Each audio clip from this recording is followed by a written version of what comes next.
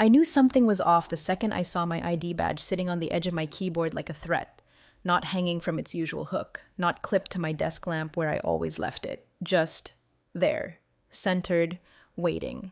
That's not something you just miss. My name is Emily, Treasury Operations, 3 years deep. I don't make noise, I don't play politics, I just keep the wires moving, the cash positioned, the company liquid. Every single vendor release, payroll run, tax event, sweep, they all start with me. Or more specifically, my credential. My clearance isn't just internal, it's legal, it's embedded. It's the invisible skeleton that holds the entire liquidity system upright. That morning, same as always, I was early. I got in before the espresso machine stopped screaming and before anyone in HR remembered they had feelings. Logged in, ran the reserve float validation, checked the auto transfer preps, and ran the reconciliation script I coded myself, because IT's version was a drunk python eating its own tail. Everything looked tight. The usual daily friction, sloppy routing on a French vendor, someone fat-fingering a supplier amount. I fixed it all before 8:45. I even pre-cleared the quarterly sweep, just in case the CFO wanted to pull an early release to calm the Series C group chat. I left nothing dangling, no alarms, no gaps, just a system humming under the weight of 12.6 mim in outbound velocity, all moving like it always did, because I kept it doing so.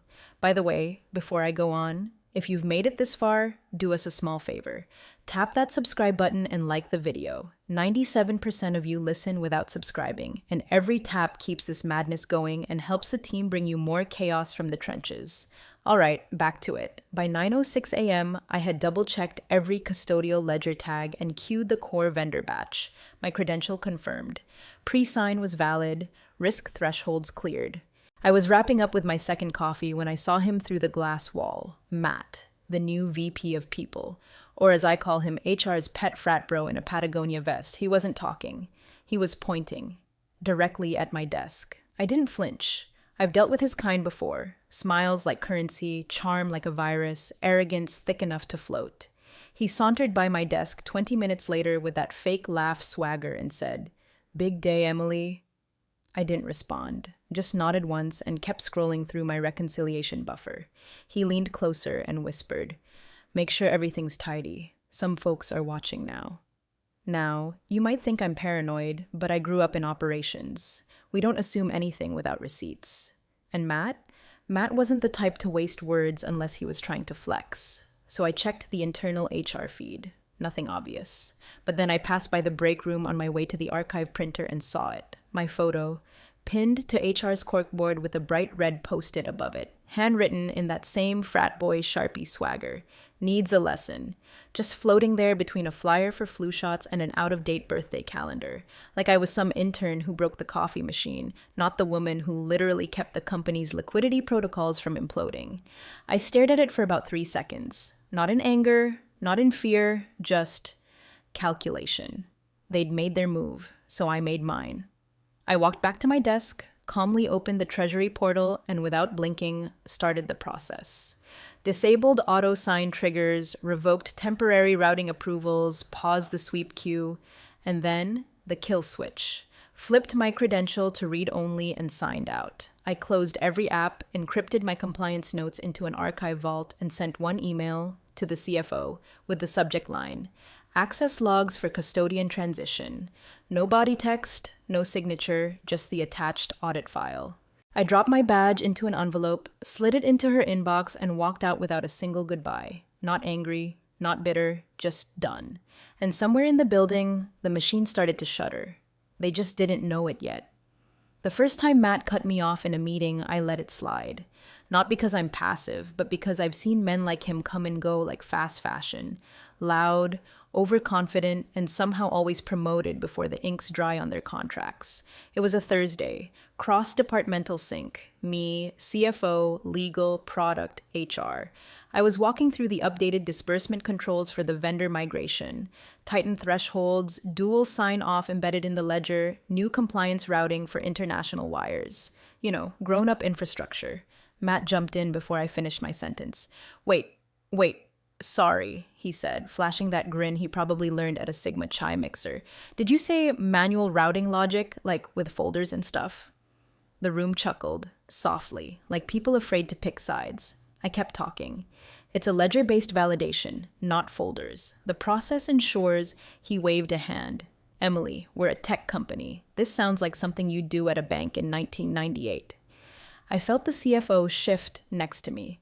She knew the system I built was the reason our last audit passed without a single note.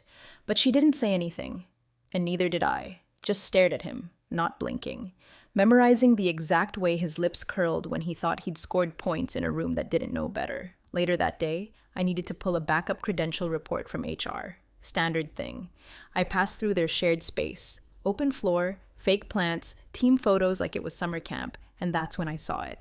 My headshot, printed in black and white, pinned dead center on the corkboard. Red Sharpie, all caps, needs a lesson. Underneath, someone had drawn a little smiley face with X's for eyes. Real subtle. Just enough to look like a joke if called out, but everyone knew what it was. A public branding. I stood there for maybe 5 seconds, just long enough to feel the blood roar through my ears and then vanish again into that place where rage goes when it's too quiet to scream. I didn't rip it down. I didn't storm into Matt's office. I didn't send an email. I didn't even take a photo. What I did was walk back to my desk, sit down, and start writing the internal kill order for my own access. If they wanted to play games, they could do it without the person who kept their financial lungs breathing. It wasn't the first time a smug little king tried to humiliate me for the crime of knowing too much and smiling too little.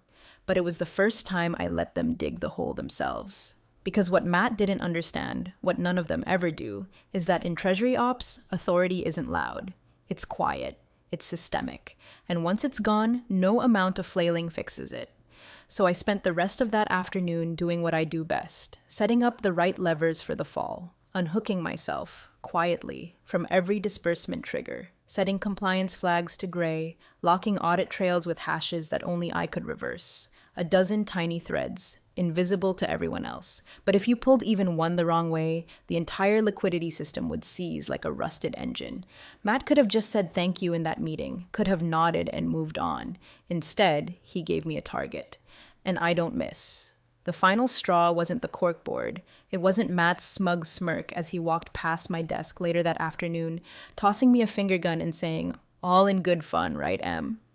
It wasn't even the passive-aggressive email from HR that hit my inbox at 5:17 p.m. with the subject line Performance Culture Alignment, asking me to swing by for a quick feedback sync. It was the spreadsheet. The one I opened for the 1,000th time, the daily liquidity master, the one nobody else really understood. It lived in a private vault folder, linked to 3 separate compliance flags and 4 alert triggers. I stared at it for a long time that evening, not checking values, not reconciling, just looking. And then I did something I'd never done. I closed it. Not saved, not sent, just closed. I shut down the terminal, logged out of the internal portal, and opened the Treasury suite one last time. I walked through every scheduled wire, flagged every outbound vendor push, paused the auto sweep queue, and disabled the overnight float validation. A few clicks here, a few toggles there, nothing loud, just precise. I rerouted my credential to read only, not revoked, not deleted, just frozen, an elegant little deadlock that would keep the system humming until it needed my fingerprint. And when it reached for me, it'd find silence. Then I pulled the final trigger, set the outbound cash reconciliation batch to needs custodian authorization, a box only I could tick, not the CFO, not finance, not even IT. Me, the named custodian. Written into policy, written by me, enforced by systems I designed because no one else ever cared to. HR pinged me again as I was zipping my laptop into my bag. "Hi, Emily. Just following up on our earlier note, would love to chat tomorrow." I didn't reply. Instead, I reached into my drawer and took out my badge. That cheap laminated rectangle with the peeling corner and the barcode that had become muscle memory. I stared at it, then slipped it into a plain white envelope and scrawled one word across the front in black pen. For Marcy, the CFO, because she was the only one in that building who'd ever understood what I did, who'd actually listened when I explained why I'd built it the way I had. She trusted me because she had to, and maybe because she knew that while the VPs made noise, I made function. I walked the envelope to her glass-walled office. Lights off. She'd left early, probably to prep for the investor call tomorrow. Poor thing didn't know her entire cash cert tree would be blank by sunrise. I slid the envelope through the mail slot in her door. No note, no final warning, no goodbye. And then I walked out. Not a soul looked up. Not from product, not from legal, not even the intern who'd been shadowing me all week and still couldn't pronounce ACH without stuttering. I didn't need them to, because I wasn't walking out empty-handed. I was walking out holding the one thing no one in that building could buy, replace, or fake. Trust embedded in the bloodstream of the system. When I stepped into the elevator, I didn't feel victory. I felt clarity. The kind that comes when you know the game's already over and the other side hasn't realized they lost. I didn't slam the door on my way out. I didn't need to. The silence would do it for me. Matt came back from lunch like he'd just closed a funding round himself. Aviators tucked in his collar, voice raised just enough to make sure people heard him say something about scaling culture and firing with intent. He paused by the espresso machine, made some cringe-worthy joke to the marketing girl half his age, and strutted back to his desk like the second act of a sitcom no one asked for. Then the pinging started. Not his Slack, finance. From across the floor, I imagine it began small. A single analyst, Sherry, probably, looking confused at a bounced confirmation notice. She would have double-checked the payment ID, refreshed the portal, re-downloaded the remittance stub. Still red, still flagged, then 2 more flags, then 4. By 1:17 p.m., someone from AP was standing up, looking around saying, is anyone else getting the authorization required error? Matt, back at his desk, didn't even look up. A junior controller walked over to his desk. Hey, Matt, do you know if Emily's out today? He didn't miss a beat. Probably at yoga or something. Why? The controller hesitated. Because her cert's not showing. The liquidity dashboard won't load past batch 2, and the wire queue's failing checks. Matt spun in his chair like a discount Bond villain. What does that even mean? It means nothing's clearing, the controller said slowly. No cash movement. Vendor wires are bouncing. The cert ledger is empty.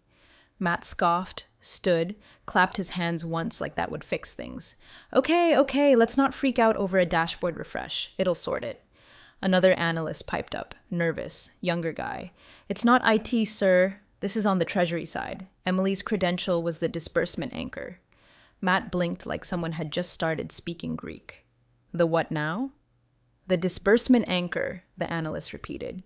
It's the policy lock-in on the float certification and batch trigger system. Without her credential, the wires can't move. Legally. Matt shook his head, smirking.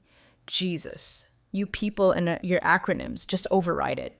Silence. And then, we can't. That was when the air shifted. Not panic, not yet, but that eerie static that settles when smart people realize they're not in control of the thing they thought they were. Matt tried again.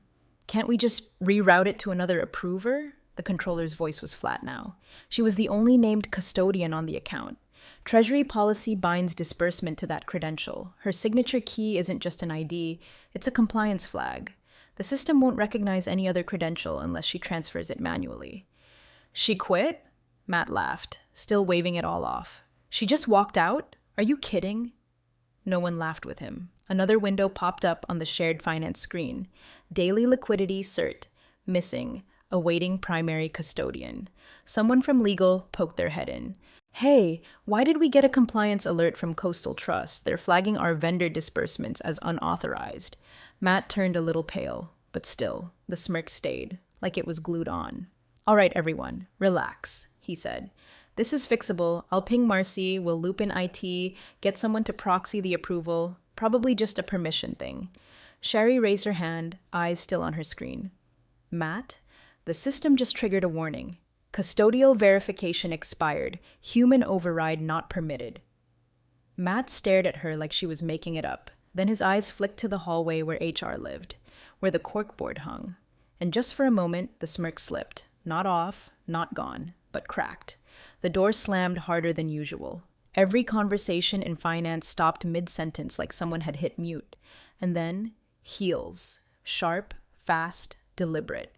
Cutting across the tile like a warning shot. Marcy. Our CFO didn't do drama. She was calm, tactical, surgically precise. But when she walked in that day, phone still clutched in her hand, her mouth drawn in a line that looked like it had been chiseled there, you could feel the temperature in the room drop by 10 degrees. She didn't say hello, didn't nod at anyone, just stood at the center of the floor and scanned the room like she was looking for a fire alarm nobody pulled.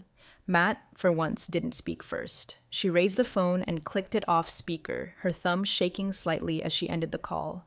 Her voice was low, even, but there was a coldness to it that froze everyone where they sat. "Where's your cash controller?"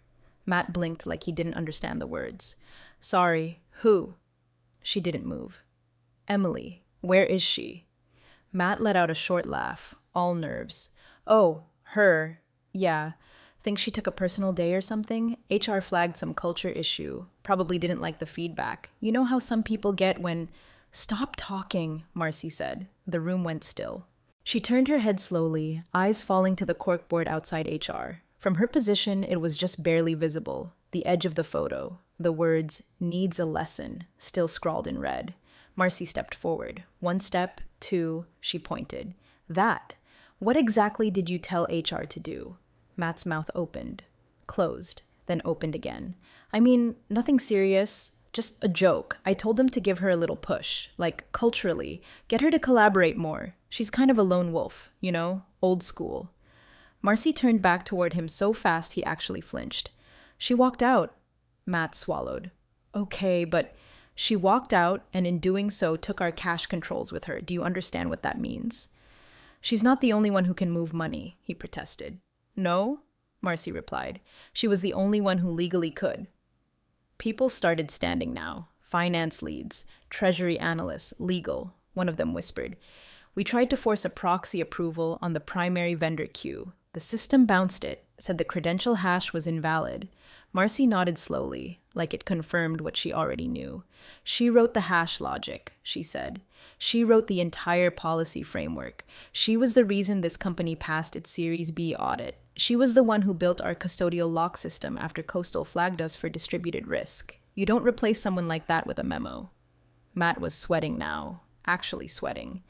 "Okay, but can't we just get her back? I mean, she didn't give notice, right? That's a breach." "Do you know what Coastal Bank just said to me?" Marcy snapped. "They said we violated our own internal disbursement policy, that our outbound liquidity was compromised, that our vendor chain is frozen until a credentialed custodian revalidates the float." Matt opened his mouth again. Marcy cut him off. "No, don't talk." She turned to legal. "Start pulling the policy documents, every section she touched. Back to Treasury. Get me a full readout of the disbursement chain and freeze anything not pre-cleared." Then back to Matt. She stepped in close. Too close. And when she spoke this time, her voice was just loud enough for everyone to hear. "You put her on a wall like a joke. You mocked the one person in this building who knew where the wires were buried. And now you're standing in the middle of a building that doesn't know how to pay its bills." She let that sit. No one moved. No one breathed. Matt looked around like someone would rescue him. No one did. Marcy's final words were quiet. "Start over. Tell me exactly what you told HR to do." And for the first time since he'd arrived at the company, Matt didn't have a single thing to say. It started small, like a single thread unraveling in a tightly knit sweater. Just after 2 p.m., a vendor called. One of the international ones. Big, loud, no patience for excuses. Their wire hadn't landed. The payment confirmation was missing. "You said funds would arrive by end of day. It's already midnight here." The AP lead tried to stall, offered a tracking number, but the truth was there was no wire. It had never been sent. The system never triggered. By 2:17, another vendor was on the line, then another, then payroll. "We're seeing a critical mismatch," the controller muttered, pale as a sheet. "The payroll sweep didn't run." "Didn't run or didn't complete?" someone asked. "Didn't run," she repeated. "The automation flag was bypassed. It's hard-coded for custodian sign-off. It's in read-only lock mode." Finance huddled like a crime scene unit around the Treasury interface, watching red flags bloom across the dashboard. The float was intact, but inaccessible. The wires were queued, but inert. The reserve reports were locked in draft status, awaiting a credential that no longer responded. And still, Matt stood behind the group with that wounded, "this is overblown" look like someone had canceled his fantasy football draft. Marcy didn't yell. She didn't flinch. She pulled up the internal policy binder, section 12.3b. Authorized disbursement officer. ADO credentials shall not be delegated, proxied, or reassigned without dual-party transition and compliance sign-off. Her voice cut cleanly through the panic. She's the ADO, the only one. But surely, Matt started. Marcy spun around. Surely what, Matt? That we can just wave a wand and reroute Treasury access because your ego couldn't handle being corrected in a meeting? Matt opened his mouth, closed it. Her credential wasn't just a login, she continued. It was the linchpin of the system. Every vendor push, every Treasury transfer, every reserve release passed through her authorization framework. You think that just disappears because HR sent her a calendar invite labeled feedback session? Legal was scrambling now, pulling PDFs, cross-referencing compliance templates. The CTO wandered in, confused, holding a phone like it was a bomb. We just got a call from Sequoia's associate counsel. They asked why a $2.2 million Series C wire bounced from our outbound queue. Marcy didn't even blink. Tell them the truth, she said. Our disbursement custodian walked, because our VP of People stapled her photo to a corkboard like a threat. The CTO blinked. Is this a PR problem? It's a liquidity problem, Marcy snapped. And if we don't fix it in the next 12 hours, it becomes a default problem. Back in AP, someone gasped. Vendor 6 just emailed a litigation intent letter. They say failure to deliver within the agreed window triggers a 3% penalty on contract. Matt actually leaned on a desk for support now, his voice small. Can't we just restore her credential somehow? No, the head of compliance muttered. Credential was tied to a biometric token. She revoked real-time access. Legally, we can't spoof it without triggering an internal fraud flag. We'd be liable for every transaction afterward. And even if we could, the controller added, she's the only one who knows how the approval flow actually works. She coded it herself. The framework's not public. Finance stared at the screen, red boxes, frozen transfers, a blinking alert, custodian authorization required. Marcy exhaled through her nose, then looked at Matt. You understand now? His voice was barely audible. I didn't know it would spiral. No, she said. You didn't care to ask what she did. From the outside, the company still looked fine. Sleek website, funded, great PR, but inside, the arteries were clogged. Blood wasn't flowing, and everyone was starting to realize something chilling. Without Emily, they didn't know how to move their own money, and the engine was already seizing. By 3:40 p.m., the war room had shifted from panic to something worse. Recognition. Marcy stood alone at the whiteboard, her sleeves rolled up, markers smudged on her wrist. Every single process, every wire path, ledger control, float recalibration, internal reserve clearance was now outlined in black and blue ink, traced back to one name over and over again. Emily Tran. Her signature showed up everywhere but never loudly, always in the metadata, always beneath the surface, like a watermark only visible when the light hit just right. Vendor 3 required her dual approval token.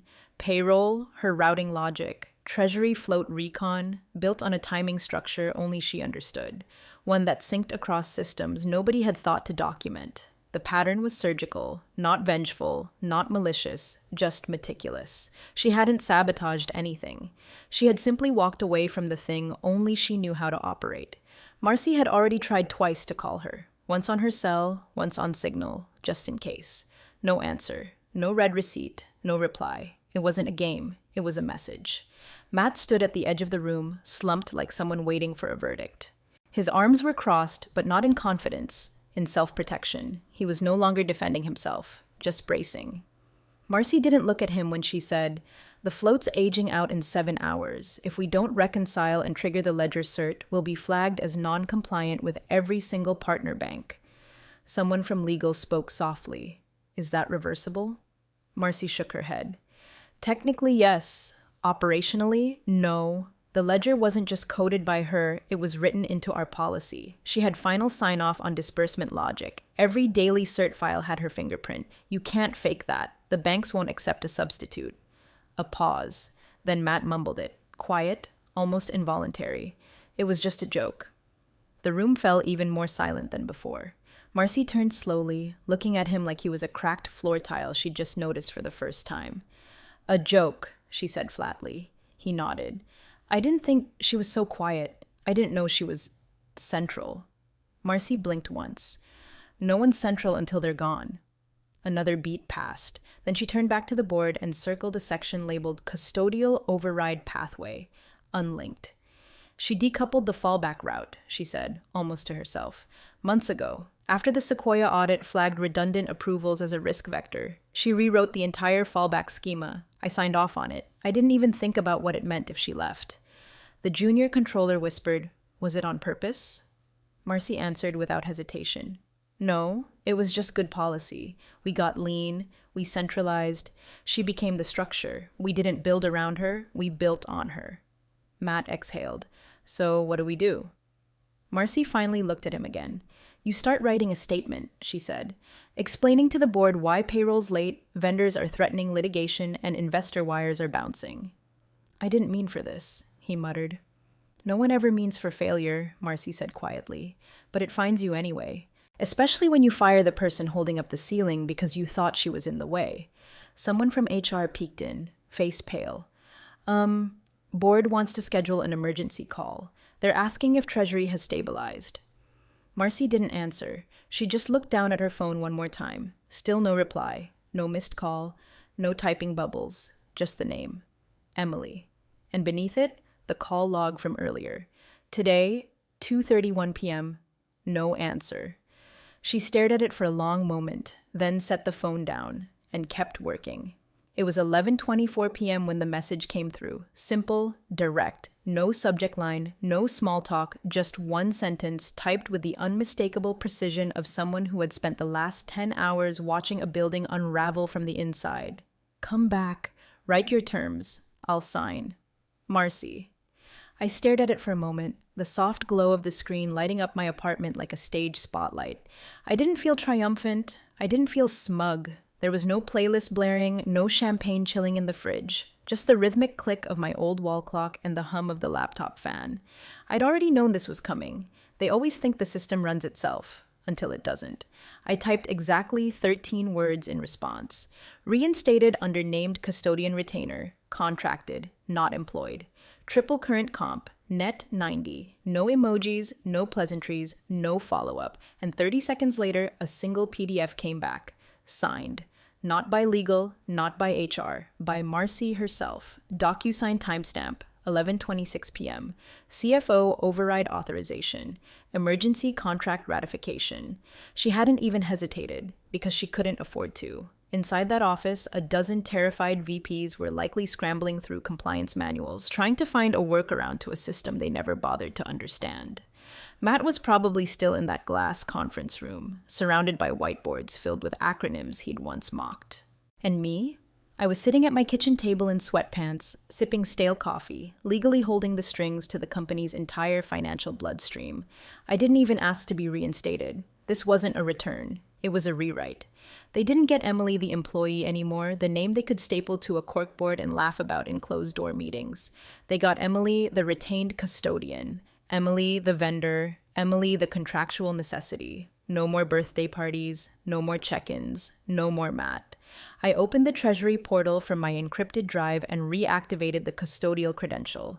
Everything came back online instantly. Float clearance, vendor push, payroll pre-cert. No one said thank you, no one had to, because the lesson had landed. At 12:02 a.m., I received one final Slack message from Marcy. Confirmed, cleared, thank you. That was it. By the time the office filled up in the morning, the system would be humming again. Payroll would post, vendors would receive their wires, Sequoia would stop asking questions, and I would be gone. Not invisible, just unreachable. On paper, I was still there, listed as the named custodian in every disbursement file, every ledger, every compliance review, but I never set foot in that building again. Not once. I didn't need to, because from that point forward, I wasn't part of the machine. I was the person who wrote the manual and leased them the key.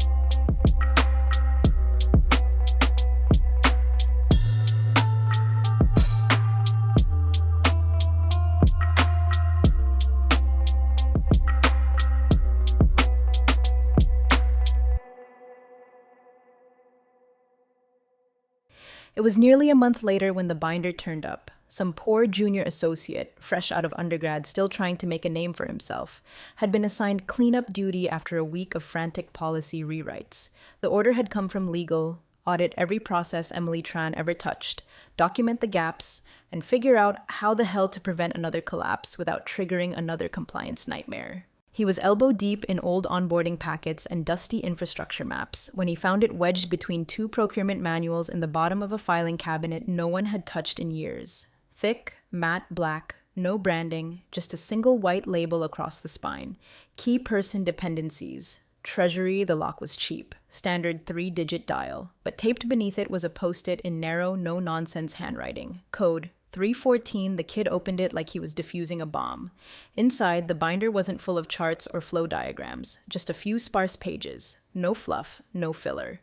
And on the very first sheet, dead center in 14-point font: disbursement authority is non-transferable without original named custodian credential. No exceptions. No asterisks. No fallback clause. The paper was signed by 3 people: the CFO, the head of compliance, and me. He stared at it for a long time, then quietly closed the binder and carried it to Marcy's office.